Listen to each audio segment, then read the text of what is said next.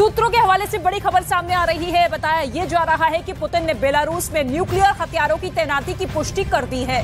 बताया ये गया है कि बेलारूस में रूस के न्यूक्लियर हथियार तैनात कर दिए गए हैं और पुतिन ने इसी साल मार्च में बेलारूस में टैक्टिकल न्यूक्लियर वेपन की तैनाती का ऐलान किया था। रूस ने इतिहास में पहली बार अपने परमाणु हथियार किसी दूसरे देश में तैनात किए हैं और ये तो परमाणु बमों की पहली खेप है। पुतिन ने ऐलान किया है कि साल के अंत तक बेलारूस में परमाणु हथियारों की तैनाती का टारगेट पूरा कर लिया जाएगा। बेलारूस में रूस के एटम बम का मतलब यह है कि नाटो की जान आफत में।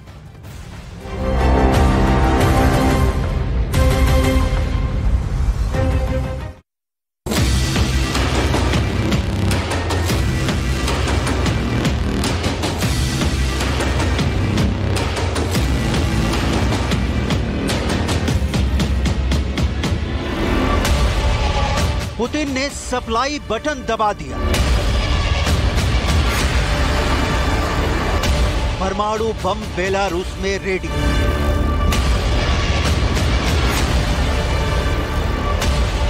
नाटो नहीं माना तो एटम युद्ध शुरू।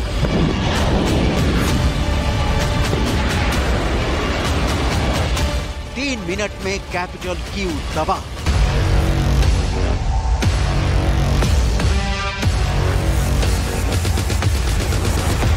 नाटो रोके हथियार वरना नतीजा एटम वॉर। रूस यूक्रेन युद्ध में परमाणु गिरने की थ्योरी जमीन पर उस वक्त उतरती दिखी जब बेलारूस के बॉर्डर पर पुतिन के परमाणु बम से लैस मिसाइलें तैनात की गई। बिना परमाणु संवर्धन के बेलारूस दुनिया का पहला परमाणु शक्ति संपन्न देश बन गया है। रूस ने दुनिया के नक्शे पर एक और एटम बम से लैस देश खड़ा कर दिया है। कीव से सिर्फ 500 किलोमीटर दूर पुतिन की परमाणु वॉरहेड वाली मिसाइलें बेलारूस में तैनात कर दी गई हैं।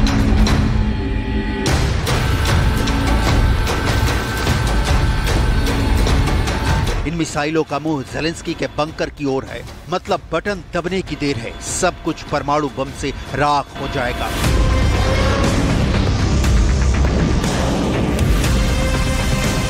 लेकिन जब कीव राख हो रहा होगा उस वक्त क्रेमलिन सुरक्षित होगा जहां पुतिन खुद रहते हैं।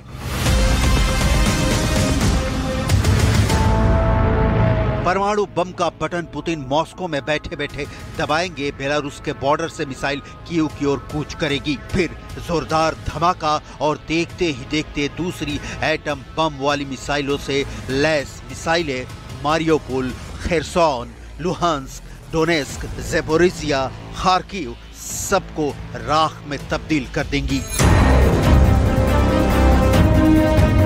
बेलारूस पुतिन के परमाणु बम का लॉन्च पैड बन गया है। मिन्स्क और मॉस्को दोनों ज़ेलेंस्की का अंत तुरंत चाहते हैं, लेकिन क्यों? वो भी एटम बम गिराकर। इसके डिटेल में जाने से पहले पुतिन का युद्ध के दौरान लिया गया सबसे बड़ा फैसला क्या है, इसे जान लीजिए।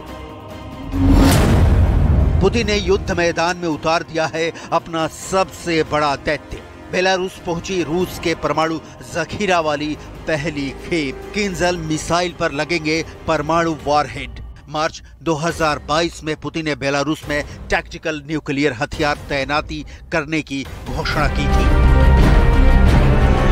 और तेजी देखिए, दोस्त देश बेलारूस में परमाणु हथियार तैनात करने के पीछे पुतिन का मकसद सबक सिखाना है। सबक नाटो को सिखाना चाहते हैं, क्योंकि ये नाटो है जो जब तक ज़ेलेंस्की के साथ है तब तक पुतिन की युद्ध वाली राह में मुश्किलें हैं। Их много. Я потом вам скажу об этих соображениях. Да, вам скажу пока. Не публично. Вот. Но такая возможность есть. Все это понимают. Все просто ждут, что мы начнем кнопки нажимать. Нет такой необходимости. Такого оружия больше, чем у стран НАТО. Они знают об этом. И все время нас склоняют к тому, чтобы мы начали переговоры по сокращению. Хреном. Понимаете?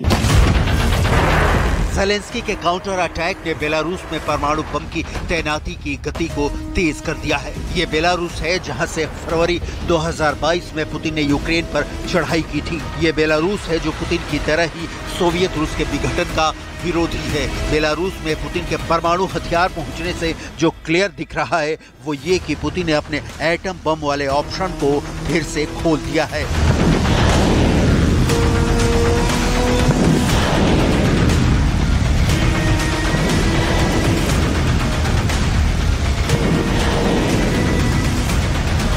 नेटो की यूक्रेन को हथियार वाले मदद के बाद पुतिन जबरदस्त एक्शन में हैं। नॉर्थ कोरिया, चीन और ईरान जैसे देशों के खुल्लम खुल्ला समर्थन के बाद पुतिन का पारा पहले से भी चढ़ा हुआ है और अमेरिका ने यह कहते हुए इसे और भड़का दिया है कि चीन के शांति प्रस्ताव पर बात अभी नहीं हो।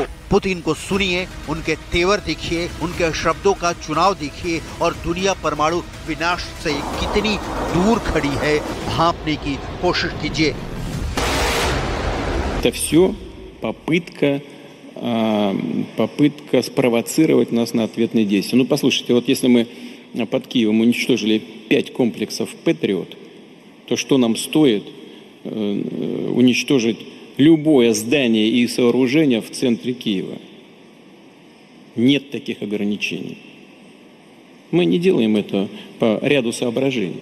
Их много, я потом вам скажу об этих соображениях. Да, вам скажу пока, не публично.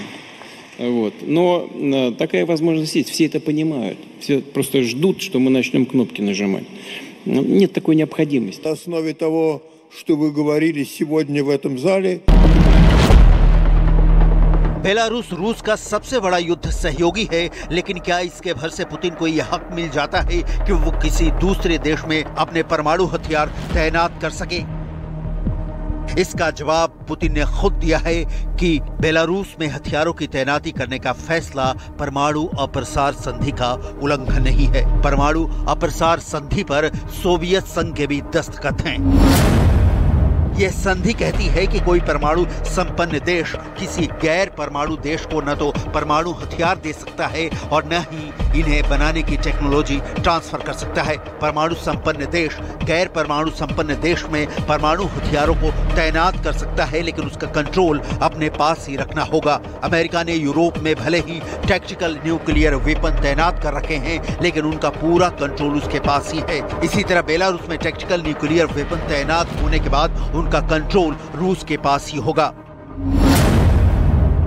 परमाणु बम का बटन पुतिन मॉस्को में बैठे दबाएंगे, बेलारूस के बॉर्डर से मिसाइल कीव की ओर कूच कर जाएगी, फिर जोरदार धमाका और देखते ही देखते दूसरी एटम बम वाली मिसाइलों से Mariupol, Kherson, Luhansk, Donetsk, Zaporizhzhia, Kharkiv सब राख। पुतिन का परमाणु फंडा बिल्कुल क्लियर है। जब नेटो सदस्य होने के कारण अमेरिका रूस के बॉर्डर वाले देशों में परमाणु मिसाइलों की तैनाती कर रहा है, तो वो क्यों नहीं?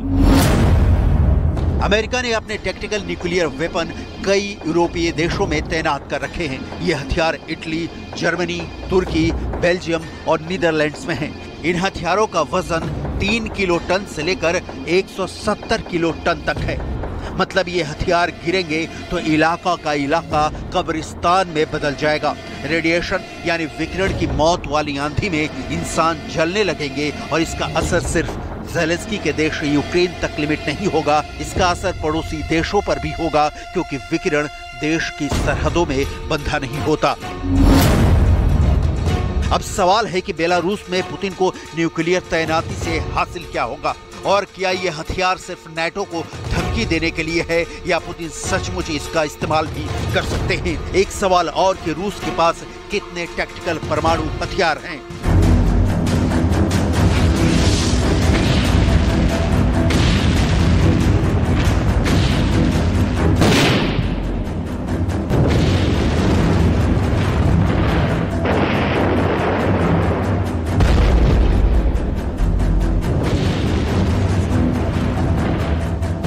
असल में इसका कोई आंकड़ा नहीं है। अमेरिका का मानना है कि रूस के पास ऐसे 2000 से ज्यादा हथियार हो सकते हैं, जबकि अमेरिका के पास ऐसे 200 हथियार ही हैं। इन हथियारों को मिसाइल, टॉर्पीडो और बमों के जरिए गिराया जा सकता है। हवा, पानी और जमीन पर इसका इस्तेमाल होता है।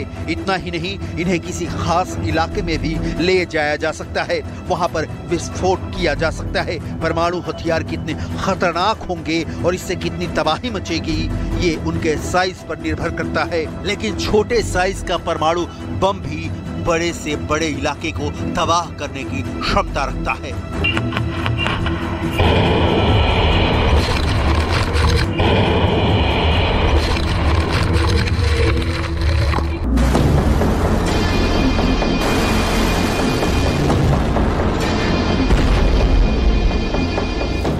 बेलारूस में परमाणु हथियारों की तैनाती के पहले रूस बेलारूस में अपनी हाइपरसोनिक मिसाइलों को तैनात कर चुका है। रूस ने आधुनिक ब्रह्मास्त्र कही जाने वाली किंजल हाइपरसोनिक परमाणु मिसाइल बेलारूस में लगा रखे हैं। ब्रिटेन दहशत में आ गया है और हो भी क्यों ना। यूरोपीय देशों के करीब बेलारूस में परमाणु बम गिराने वाली मिसाइल तैनात करने के बाद अब रूस जब चाहे लंदन को तबाह कर सकता है। रूस की किंजल मिसाइल को नेटो देश किलजॉय और रूसी टैगर के नाम से बुलाते हैं।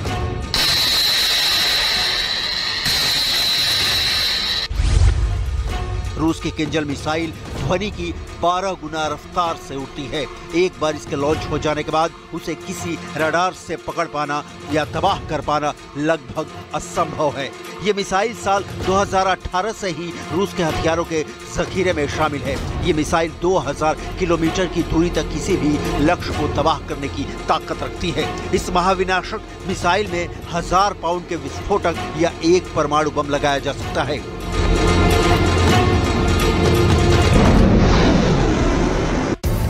तो बेलारूस में पुतिन के न्यूक्लियर तैनाती का मतलब बिल्कुल साफ है, नेटो को तबाह कर देना। बेलारूस से लंदन की दूरी मात्र 1800 किलोमीटर है। इस तरह से ब्रिटेन अब इस मिसाइल की रेंज में आ गया है। द सन की रिपोर्ट के मुताबिक अगर इस मिसाइल को बेलारूस से लॉन्च किया जाए तो मात्र 9 मिनट में ये लंदन में जा गिरेगी। यूक्रेनी युद्ध में ब्रिटेन और अमेरिका ने यूक्रेन का जमकर साथ दिया है और इन दोनों देशों ने अरबों डॉलर के हथियारों की आपूर्ति यूक्रेन को की है। रूस ने बेलारूस में किंजल मिसाइल और परमाणु हथियार की तैनाती कर पश्चिमी देशों को संदेश दे दिया है। रूस के पास 5977 परमाणु बम हैं, जिसमें से 1600 बम बिल्कुल इस्तेमाल करने की स्थिति में हैं। पुतिन न्यूक्लियर हथियारों का इस्तेमाल किस सूरत में करेंगे, इसकी जानकारी तो स्वयं पुतिन भी नहीं दे सकते, क्योंकि युद्ध मैदान में मोर्चे की तरह परिस्थितियां बदलती रहती हैं। लेकिन जो तय दिख रहा है वो ये कि पुतिन यूक्रेन जीते या हारे वे आबरू नहीं होने वाले। परमाणु बम का विकल्प उनके पास है, भले ही ये मानवता के खिलाफ है। ज़ेलेंस्की को युद्ध समाप्ति की जल्दी नहीं है, क्योंकि जब तक पश्चिमी देश नेटो और अमेरिका से यूक्रेन को हथियार मिलते रहेंगे तब तक ज़ेलेंस्की रूस से दो हाथ करते रहेंगे।